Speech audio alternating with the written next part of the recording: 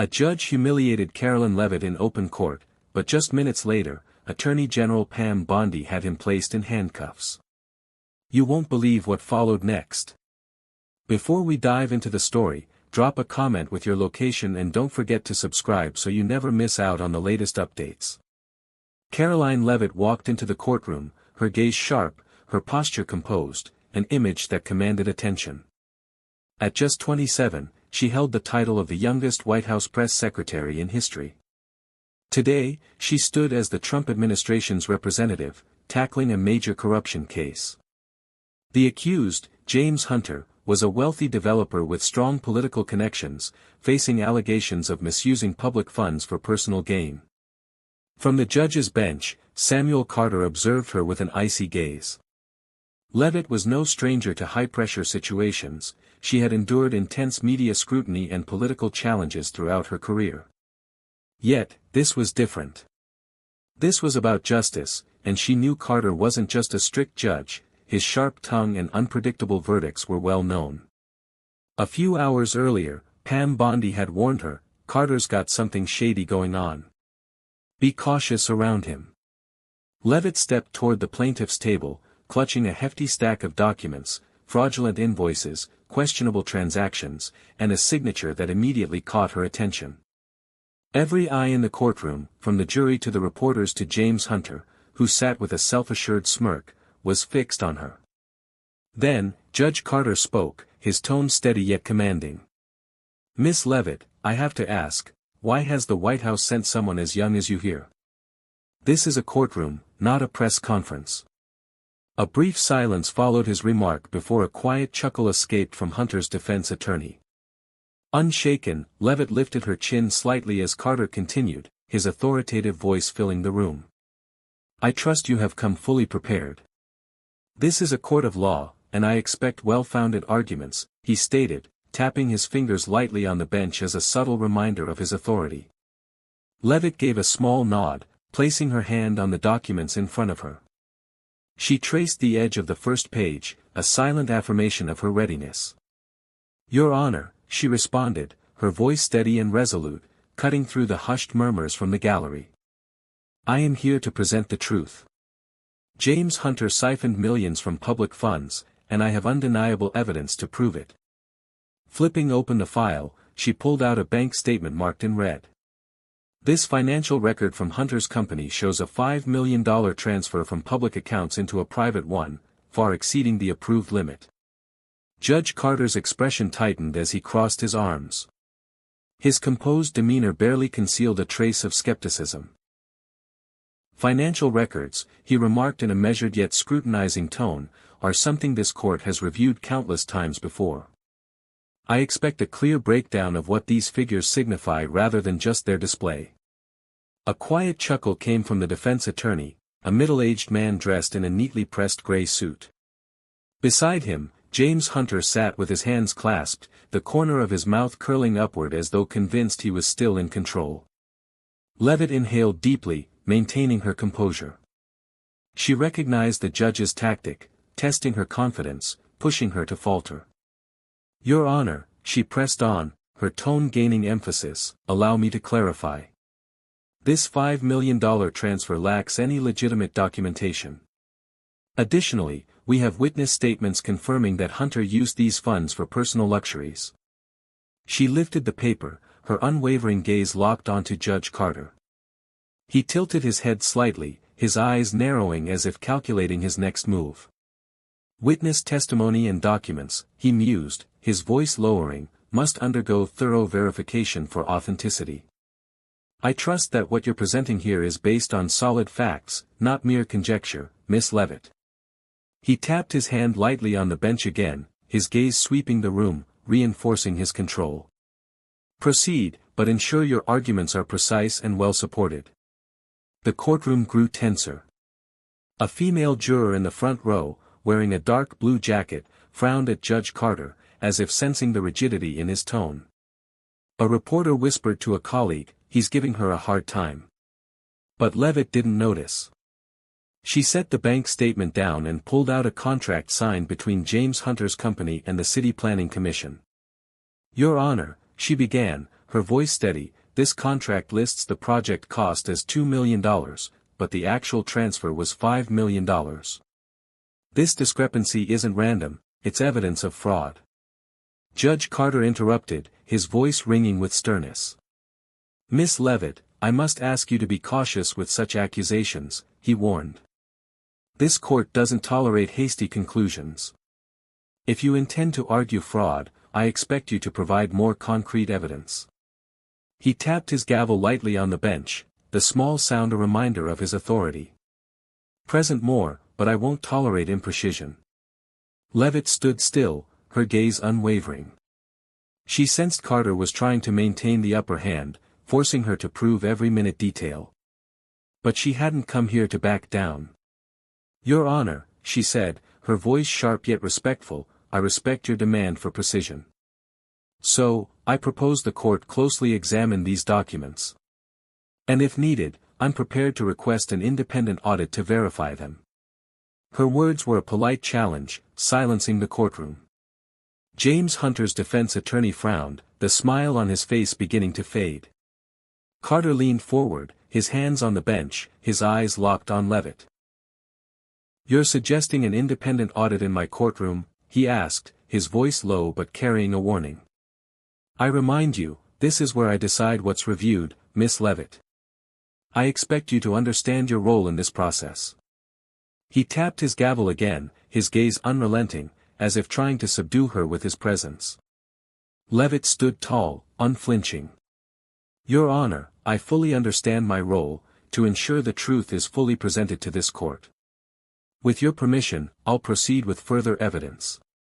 She pushed the documents forward, her eyes fixed on Carter. "May we continue?" The air in the courtroom grew heavy, like the calm before a storm. The white ceiling lights cast a soft glow on Karoline Leavitt's poised figure at the plaintiff's table. She stood there, hands resting lightly on the documents, her gaze locked on Judge Carter at the bench.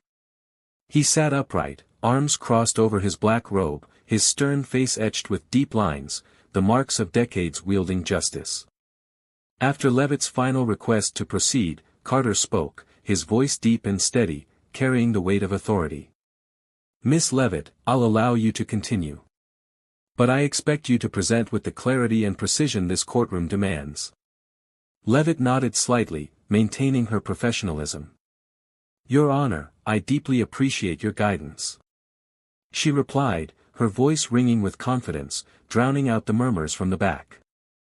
"I have no intention of presenting anything but the truth." She gave a faint smile, not to provoke, but to assert her control. The female juror in the dark blue jacket shifted in her seat, her eyes moving from Carter to Leavitt, as if weighing who held the upper hand. Carter tapped his hand lightly on the bench, his eyes narrowing. "The truth is what this court always seeks," he said, his tone even but edged with caution. "I've been in this position long enough to distinguish between grounded arguments and baseless accusations. Proceed, but I won't tolerate any conjecture." His tapping echoed steadily, like a drumbeat, reminding everyone of his power in the room. Leavitt drew a deep breath, keeping her breathing even. She knew Carter wasn't just controlling the courtroom, he was testing her, forcing her to prove every detail under his strict scrutiny. She opened the file, pulling out a thicker subcontract marked in red ink. "Your Honor," she said, her voice calm but weighty. "I present this contract, signed between James Hunter's company and a non-existent contractor. This document conceals a $3 million transfer to his personal account." She held it up, her voice unwavering. "We have bank records confirming the transaction." The courtroom stirred. The female juror in blue leaned forward, her eyes widening. James Hunter, at the defendant's table, clenched his hands, his confident smile now a distorted curve. His defense attorney, the man in the gray suit, stood up. "Objection, Your Honor," he said, his voice firm but lacking its usual certainty, as if he felt the rising pressure. Judge Samuel Carter raised a hand, signaling the attorney to sit, his eyes never leaving Leavitt. "Miss Leavitt," he said, his voice lowering with gravity, "this court demands all documents be clearly authenticated before consideration. I expect you can provide the lawful origin of this evidence, not just rely on numbers. He tapped his gavel lightly, the small sound reinforcing his authority. Explain clearly, if you can. Leavitt didn't waver. She set the contract down, pulling out a transaction statement with a digital bank signature. Your Honor, she began, I respect your demand for authenticity. This is evidence legally obtained by the Justice Department, and I believe it addresses all your concerns. She held it up, her eyes fixed on Carter. If I may ask, do you believe these documents need more time for review, or shall I proceed? Carter leaned forward, hands on the bench, his sharp gaze piercing her. Are you questioning my process, Miss Leavitt? He asked, his voice low but laced with warning. I remind you that all evidence presented in this court must meet strict legal standards. I won't accept any ambiguity in your arguments. He tapped his gavel again, his eyes sweeping the room to assert his control. Leavitt stood tall, her gaze unflinching. She sensed Carter was trying to maintain the upper hand, but she hadn't come here to yield. Your Honor, I fully understand the court standards, she said, her voice sharp yet respectful. So, with your permission, I propose pausing the trial to have these documents fully verified, a step I believe will clarify the truth. Her proposal struck Carter like an arrow, causing him to lean back in his chair, his breathing growing heavier. Pause the trial? Carter repeated, his tone even but tinged with doubt. You're requesting something unusual, Miss Leavitt. I remind you, this is a trial under my direction, and I will decide when a pause is warranted. He tapped his gavel lightly, his eyes fixed on her. However, if you believe you have additional substantial evidence, I'll allow you to proceed, provided it's clear and convincing. The courtroom fell deathly silent. A reporter in the back row stopped writing, his pen hovering over the paper. The female juror in the blue jacket clenched her hands, her eyes locked on Leavitt. James Hunter lifted his head, his anxious gaze darting to his attorney, who whispered something with a tense expression. Everyone could feel it, something bigger was looming. Leavitt let the silence linger for a second, then reached down for another document, a call transcript marked confidential from the Justice Department. She didn't open it yet. She simply placed it on the table, her hand gently brushing the cover. Your Honor, she said, her voice low but piercing, I deeply appreciate your patience. With your permission, I'll present another piece of evidence. One I believe will resolve any doubts you have about this case. Carter sat upright, his hands resting on the oak bench, his narrowed eyes observing her with cold caution. The courtroom was so quiet that James Hunter's rapid breathing from the defendant's table rang out clearly. Carter finally spoke, his voice deep and steady, carrying the weight of authority. Miss Leavitt, I've allowed you to continue. I expect your next piece of evidence to meet this court's rigorous standards. Leavitt let the silence stretch for a second, her eyes never leaving him. Then, she reached to open the transcript, but a faint buzz from her coat pocket stopped her. She glanced down quickly, seeing a text flash on the screen. Thornton directly involved. Check the signature on the subcontract. Jake. Jake, the investigative reporter she'd worked with before. A man with consistently reliable sources. She took a deep breath, deciding to set aside the recording and pursue this new lead. Your Honor, she began, her voice calm but weighty, before I present the transcript, I'd like to return to the subcontract I mentioned earlier. She pulled the document back from the table, flipping quickly to the last page where a black ink signature stood out among the fine print. This contract bears the approval signature of a senior official, she said, her voice clear. And I'd like to ask you, Your Honor, do you recognize this signature? She held up the document, her eyes locked on Carter. He frowned, his hands gripping the edge of the bench for a second before relaxing. A signature, he replied, his tone even but questioning. Miss Leavitt, I don't make a habit of memorizing every stroke from the hundreds of documents that cross my desk. I expect you to provide a specific reason for me to consider this. His voice deepened, his gaze sweeping the room as if to remind everyone of his authority. Leavitt gave a faint smile, not to provoke, but to affirm she was on the right track. "Your Honor, I deeply respect your caution," she said, her voice sharp yet reverent. "I believe you'll recognize this signature, because it's yours." She placed the document on the table, exposing the signature clearly for all to see. A reporter in the back whispered, "What the hell?" before being pulled back by a colleague. The female juror in the blue jacket covered her mouth, her eyes shifting from surprise to suspicion. James Hunter snapped his head up, his panicked gaze darting to his attorney, who now leaned down to whisper something with a strained expression. Judge Samuel Carter didn't react immediately. He sat still, his eyes glued to the document in front of him, his breathing growing heavier. "Miss Leavitt," he finally spoke, his voice low but carrying a warning. "I must ask you to be cautious with such accusations. This court isn't a place for baseless conclusions. I expect you to prove the lawful origin of that document." He tapped his gavel lightly, the small sound enough to bolster his authority. Leavitt didn't back down. She rested her hand on the table, her gaze steady. "Your Honor, I deeply appreciate your request," she said, her voice calm but cutting. "This document was obtained by the Justice Department through a lawful subpoena. Your signature is on a transaction transferring $3 million to James Hunter's non-existent company. If you will allow, I'm prepared to present further evidence to clarify this matter." She gestured toward the transcript still on the table, a reminder of the card she hadn't yet played. Judge Carter leaned forward, his hands on the bench, his sharp gaze piercing her. "You're making a serious accusation, Miss Leavitt," he said, his voice deepening with gravity. "I remind you that all evidence presented in this court must comply with strict legal regulations. I won't accept the use of documents without full verification." He tapped his gavel again, his eyes fixed on her. Leavitt sensed Carter trying to hold the upper hand, but Jake's message had changed everything. She felt a quiet surge of confidence.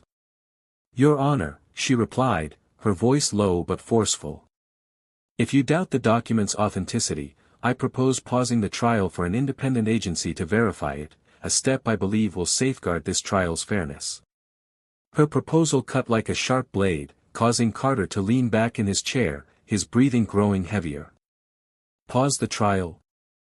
Carter repeated, his tone even but tinged with doubt. "You're requesting something unusual, Miss Leavitt. I remind you that I'm the one overseeing this trial, and I'll decide when such action is needed." He tapped his gavel lightly, his gaze sweeping the room as if to assert his control. Leavitt stood still, her eyes locked on him. Her mind flashed to memories of cases twisted by powerful judges. Carter was no exception. He'd presided over dozens of major cases, but his reputation wasn't entirely spotless.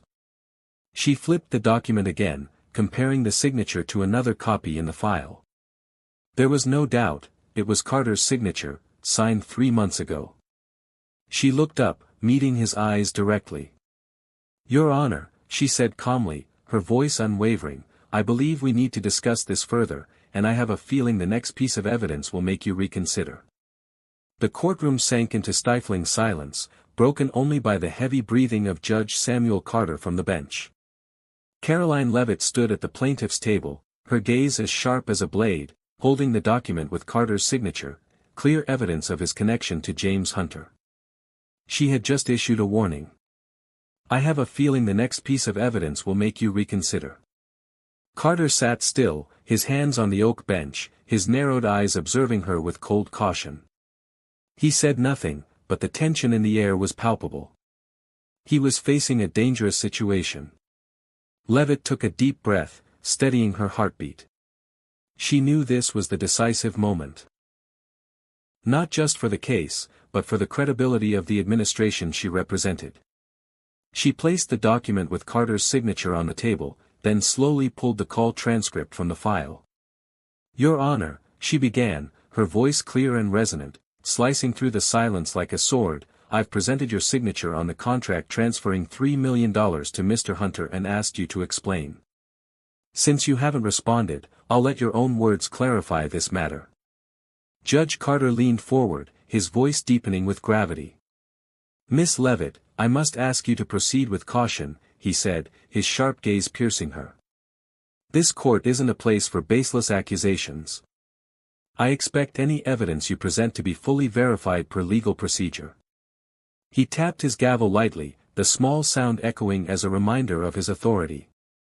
Judge Samuel Carter raised a hand to silence Karoline Leavitt, but she didn't let him interrupt further. She raised her hand, signaling him to stop, then turned to the court clerk. Sir, please prepare the recorder. I want everyone in this room to hear every word clearly. The courtroom held its breath. The female juror in the blue jacket leaned forward, her eyes wide. James Hunter bowed his head, his hands trembling on the defendant's table. His defense attorney, the man in the gray suit, shot up. Objection, Your Honor. This doesn't follow legal procedure. He said, his voice tense, but Judge Carter merely raised a hand, signaling him to sit, his eyes fixed on Leavitt. Miss Leavitt, Carter said, his voice low but carrying a warning. If you intend to present a recording, I expect it to meet this court's rigorous legal standards. I won't tolerate any action that undermines this trial's fairness. He leaned back in his chair, arms crossed over his chest, his gaze locked on her. Leavitt gave a faint smile, not to provoke, but to assert her control. Your Honor, I deeply appreciate your caution, she replied, her voice calm but cutting. This recording was obtained by the Justice Department through a lawful wiretap. I believe you'll find it meets the standards you require. She nodded to the clerk, who quickly set the recorder on the table and pressed play. A faint static crackled, then Judge Carter's deep, authoritative voice emerged. Don't let her find those contracts. If she gets evidence, I'll make it disappear before it reaches the court. The courtroom exploded into stunned murmurs. A reporter in the back gasped, "Oh my God," before being pulled back by a colleague. A female juror in a blue jacket covered her mouth, her eyes shifting from shock to outrage. A male juror with salt and pepper hair shook his head slowly, as if unable to believe his ears. James Hunter snapped his head up, his face pale, his panicked eyes darting to his attorney. But all eyes ultimately turned to Judge Carter.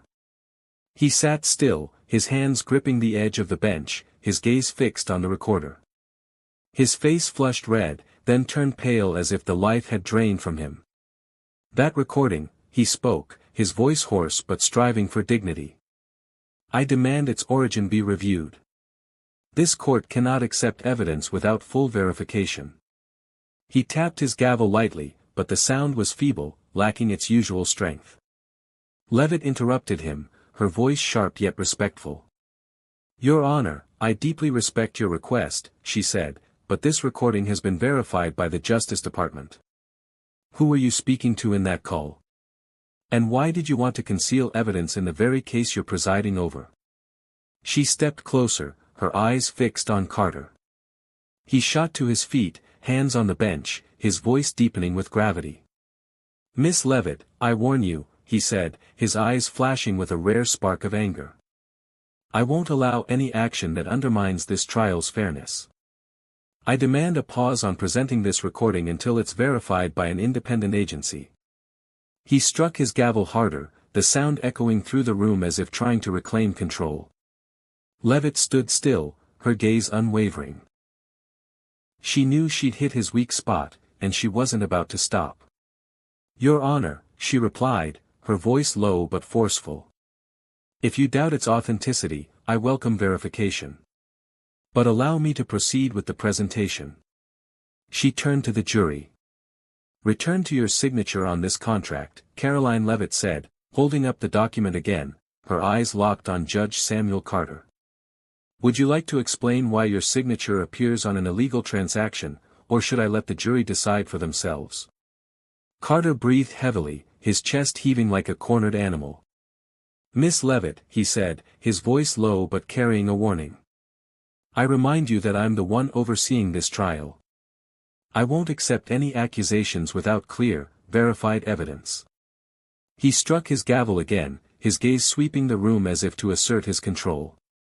Leavitt stood tall, her eyes never leaving him. Your Honor, she said, her voice rising, clear and firm, as she turned to the jury. I deeply respect your role, but your signature on this contract, combined with the recording, reveals a clear truth. There's a conspiracy between Mr. Hunter and a senior official to embezzle public funds. I propose pausing the trial for federal investigators to take over. She stepped back, resting her hand on the table, her eyes fixed on Carter. The courtroom descended into chaos. Murmurs from the jury mingled with the rapid scribbling of reporters, while James Hunter clutched his head, his hands trembling as if realizing everything had collapsed. Judge Carter sat at the bench, his eyes glued to the oak table, his face taut with deeper than usual wrinkles. He whispered, "You can't request that." But his voice was weak, lacking the authority that once made him an icon in this courtroom. Leavitt stood firm at the plaintiff's table, her gaze locked on him, awaiting his next move. But before Carter could regain his composure, the main doors burst open with a loud bang, startling everyone. Pam Bondi strode in, her presence commanding in a sharp black suit, her blonde hair tied neatly back. Behind her were two Justice Department officers in uniform, handcuffs in hand, their eyes cold. Their heels clicked steadily on the wooden floor. Each step was like a hammer striking the stifling silence. Leavitt turned, unsurprised. She'd known Bondi was watching from afar, waiting for this moment. Reporters erupted, cameras flashing relentlessly. One shouted, "The Attorney General's here." But Bondi paid no mind. Her eyes locked on Carter, like a justice enforcer facing a betrayer.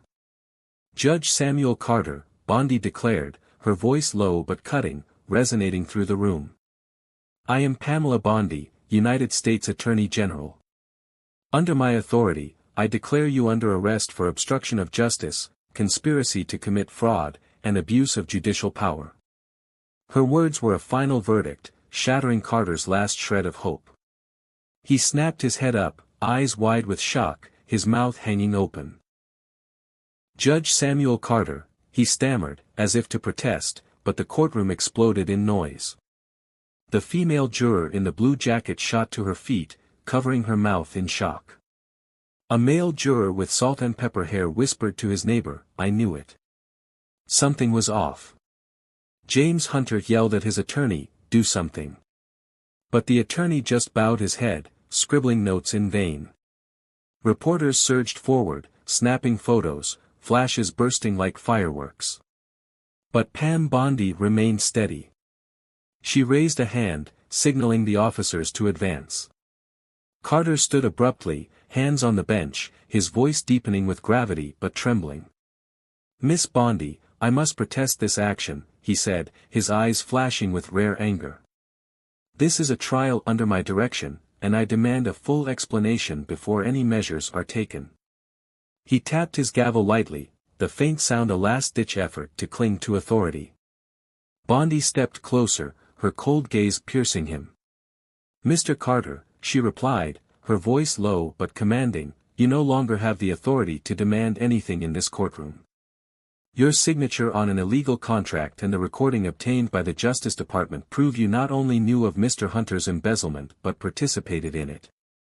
You'll have your chance to explain, in court.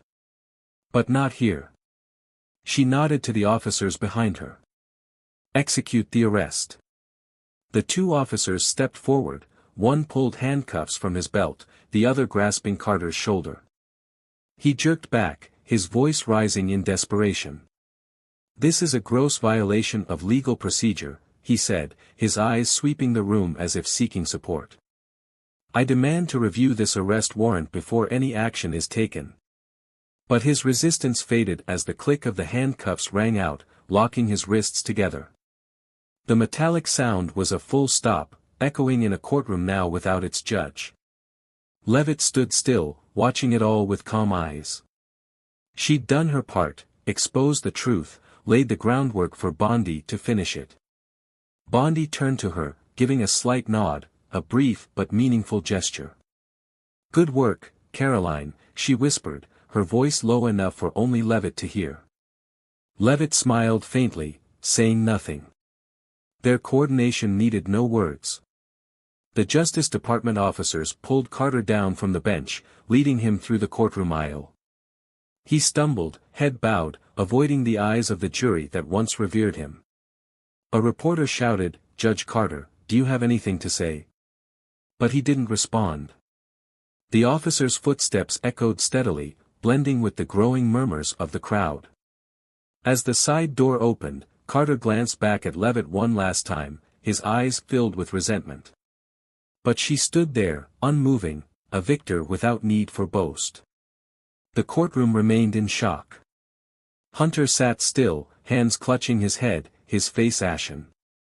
His attorney whispered something, but he didn't react. Their plans had gone up in smoke. The jurors exchanged looks. Some shaking their heads, others whispering in indignation. Reporters scrambled to capture the moment, cameras and phones raised high, flashes bursting to preserve Carter's handcuffed exit forever. Bondi turned back, facing the courtroom. "This trial is paused until a new judge is appointed," she announced, her voice ringing with authority. "The Justice Department will continue its work to ensure that justice is served. The Justice Department will continue investigating to uncover the full truth." Pam Bondi declared, her voice firm and resolute, "Justice will be served, no matter who's involved." She paused, her gaze sweeping to James Hunter, now shrinking in his seat. "Mr. Hunter, I suggest you prepare yourself. We're not done." The murmurs flared again, but Bondi ignored them. She stepped closer to Karoline Leavitt, placing a hand on her shoulder. "You made history today," she said, her voice low but warm. "Carter thought he was untouchable, but you proved otherwise." Leavitt nodded, her eyes still sharp. "Thank you. But I know you're the one who sealed it." The side door closed behind Judge Samuel Carter, the sound of handcuffs echoing like the end of his once powerful career. Karoline Leavitt stood at the plaintiff's table, her gaze piercing, her hand resting lightly on the documents, now historic evidence. Pam Bondi, after ordering Carter's removal, turned to her with a brief nod, then exited the courtroom with the two Justice Department officers. But the atmosphere didn't settle, it ignited, like a freshly lit flame. James Hunter remained at the defendant's table, hands clutching his head, his face as pale as paper. His attorney, the man in the gray suit, whispered something with a tense expression. But Hunter didn't respond. He looked up, his panicked eyes scanning the room, then shouted. "I'll cooperate. I'll tell everything. I swear." His voice cracked, almost pleading. But Leavitt didn't flinch. She turned to him, her voice cold but calm. "Mr. Hunter, you had your chance to do the right thing. Now, you'll face the consequences. No deals here." The murmurs from the jury grew louder. The female juror in the blue jacket stood, staring at Hunter with a mix of shock and disdain. A male juror with salt and pepper hair shook his head slowly, whispering to his neighbor, "I suspected something from the start." They were no longer passive observers. They had just witnessed a powerful judge's downfall, and faith in justice began to stir in their eyes. Reporters sprang into action like a swarm of bees from a broken hive. Cameras flashed relentlessly, phones raised to capture every moment. One shouted to a colleague, "Send it now. Carter arrested in court, this is front-page news." Another posted on X. Karoline Leavitt exposes Judge Carter's conspiracy. Pam Bondi cuffs him on the spot. Hoot. Justice prevails. Within minutes, the post spread with thousands of likes and comments. Leavitt and Bondi are an unstoppable duo. Finally, justice is served. Leavitt glanced at the crowd, knowing this story would reach far beyond this room. She turned back to the table, gathering her documents with remarkable calm. The court clerk, a middle-aged man with round glasses, approached, his voice trembling. "Miss Leavitt, I've never seen anything like this. Do you need me to record anything else?" She smiled faintly, resting a hand on his shoulder. "Just write it all down as it happened. The truth is enough." He nodded, returning to his desk, still visibly shaken. In the hallway, Pam Bondi stood waiting, arms crossed, her sharp eyes watching as reporters tried to get close. When Leavitt stepped out, Bondi motioned her over. "You shook the system today," she said, her voice low but proud. "Carter's not the only one. We need to dig deeper. Hunter's just the start." Leavitt nodded, gripping her documents tightly. "I'm ready." "I agree, ma'am," an officer said, his voice tight. "He just offered to cooperate. Should we consider it?" Pam Bondi frowned, thinking for a moment before replying. "No. He chose this path, and now he faces full accountability. I'll order an expanded investigation immediately. Everyone tied to Carter will be exposed." She paused, looking Karoline Leavitt straight in the eye. "You exceeded my expectations, Karoline. The president will be pleased with you." Leavitt smiled, feeling a wave of relief wash over her. "Thank you, but I know you're the one who sealed it." Bondi chuckled softly, a rare but warm smile crossing her face. "We're a team. You opened the door. I kicked it wide open. Now, go brief the president, I'll handle the rest." She patted Leavitt's shoulder, then turned to signal the Justice Department officers to proceed. Leavitt nodded, stepping into the hallway, feeling the weight of what had just transpired. Outside the courthouse, a crowd had begun to gather. News of Carter's arrest had spread fast, and people flocked in, some holding phones to record, others shouting, "Justice for the people." A middle-aged woman in a red coat yelled to a reporter, "It's time to clean out this corruption." The air buzzed with excitement, with outrage.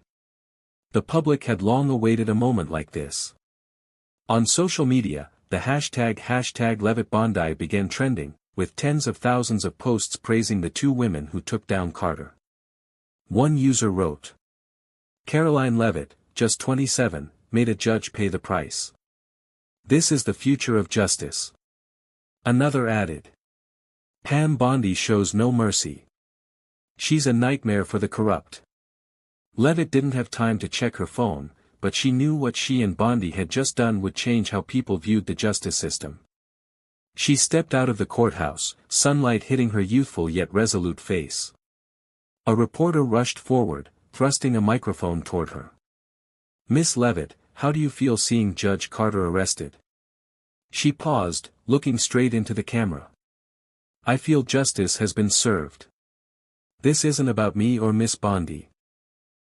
It's about the American people, who deserve honesty and transparency." She turned away before they could ask more, walking to her car with a calm demeanor. Karoline Leavitt climbed into the black SUV parked outside the courthouse, sunlight streaming through the windows, illuminating her youthful but determined face. The chants for justice from the crowd outside faded as the car door slammed shut. Leavitt closed her eyes for a second, letting the stillness envelop her. But inside her mind, everything still swirled, the image of Judge Carter in handcuffs, James Hunter's panicked eyes, and Pam Bondi's commanding presence entering the courtroom played like a relentless reel. She knew today wasn't just a personal victory. It was a bold statement from the Trump administration: justice would be served, no matter who stood in the way. The driver, a White House security agent, glanced through the rearview mirror. "Straight to the White House, ma'am?" he asked quietly. Leavitt nodded, her voice soft but firm. "Yes. I need to see the president." The car pulled away from the courthouse, where the crowd still gathered, holding up phones and shouting her and Bondi's names. On the drive, she pulled out her phone. The screen lit up with a flood of X notifications. One post stood out. Karoline Leavitt and Pam Bondi just took down a corrupt judge and exposed a massive conspiracy. This is what real justice looks like. Down goes Judge Carter. This is how we make America great again. Some shouted, holding up their phones. Hashtag Leavitt Bondi trended everywhere. Karoline Leavitt smiled faintly, not for the praise, but for the deeper meaning of this triumph. At the White House, she walked down the long hallway, her heels clicking on the marble floor. She was led straight to the Oval Office, where Donald Trump sat behind his desk, his sharp eyes looking up as she entered. He stood, a wide smile spreading across his face, a rare but genuine one. "Caroline," he said, his voice warm and deep. "You made big things happen today. Carter cuffed right in court, I watched it live. Outstanding." He came around the desk, clapping her shoulder like a proud father. Leavitt dipped her head slightly, maintaining her professionalism. "Thank you, sir. But I didn't do it alone. Miss Bondi sealed it." Trump laughed loudly, the sound echoing in the room. "Bondi is a warrior, no doubt. But you, Caroline, you started it. I picked you because I knew you had the strength to change things." He pointed at her, his eyes blazing. "Today proves our slogan, Make America Great Again. You and Bondi just sent that message to every crook thinking they can dodge justice." She nodded, feeling the weight of his praise. "We're not done, sir. Hunter's cooperating, but Miss Bondi thinks there are more involved." Trump furrowed his brow, thinking for a second before nodding. "Good. Don't stop. I want them all dragged into the light, every last one. You and Bondi keep going. I've got your backs." He returned to his chair, sitting with a satisfied air. "Now, go rest, you've earned it." Leavitt left the Oval Office, relieved but not fully at ease. She knew Trump, this was just the beginning. As she stepped outside, her phone buzzed. A text from Bondi flashed on the screen. Hunter named some names. "Meet me tomorrow at 7 a.m. in my office." She smiled, slipping the phone back into her pocket. Bondi never stopped fighting. Leavitt typed back quickly, "I'll be there." She pocketed the phone, breathing in the night air. She thought of Trump and his promise of a more transparent America. She thought of her son, sleeping peacefully next door, in the future she wanted him to grow up in. Today was a win, but not the end. It was just the start of a long fight. She stepped back inside, closing the balcony door, her eyes blazing with resolve. Tomorrow, she'd meet Bondi, and they'd press on. Carter had fallen, Hunter was talking, but there were others out there, those who thought they could escape. Leavitt smiled, a cold but confident smile. They wouldn't hide for long. She and Bondi would find them one by one, and justice wouldn't stop. The story of Judge Carter insulting Caroline Leavitt in court and being arrested minutes later by Pam Bondi reflects real issues in American society today: corruption in power structures, distrust in judicial systems, and the role of brave individuals fighting for justice. In this tale, Caroline Leavitt, a young press secretary, faces Judge Samuel Carter, a symbol of corruption abusing his authority to shield James Hunter, an embezzler of public funds.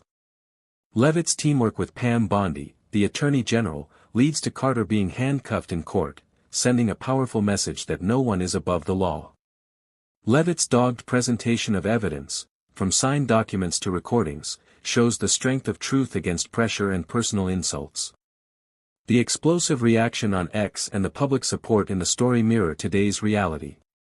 Americans increasingly rely on media and collective voices to demand accountability from the powerful. The lesson here isn't just to stand up for what's right but a specific takeaway in real life. In America today, be prepared and stay resolute like Leavitt when facing injustice, whether at work, in your community, or in politics. Don't let threats or insults, like Carter's jab at Leavitt's youth, deter you.